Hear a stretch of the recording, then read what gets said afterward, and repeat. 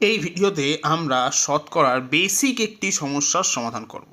সমস্যাটি হলো, যদি y এর 20%-এর 20% যদি 20 হয়, তাহলে y এর মান কত হবে তা নির্ণয় করতে বলা হয়েছে। অ্যাভয়েড দিস ওয়ার্ড, দুবার যদি হয়ে গেছে এখানে, তো একটা যদি বাদ যাবে।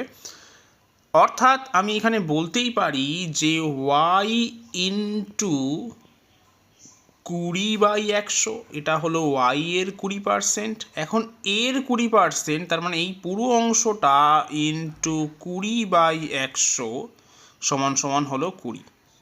এটা সলভ করে y এর যে মান আসবে সেটাই হবে আমার উত্তর। তাহলে এখান থেকে আমি পাচ্ছি যে y সমান সমান, আচ্ছা একটা 20 20 20 কেটে দিচ্ছি, এদিকের একটা 20 এদিকের একটা 20, তাহলে আমি পাচ্ছি y সমান সমান 100 ইন্টু 100/20। তাহলে আমি ক্যালকুলেশন করলে পাচ্ছি 500। অতএব সঠিক উত্তর হবে অপশন ডি, 500।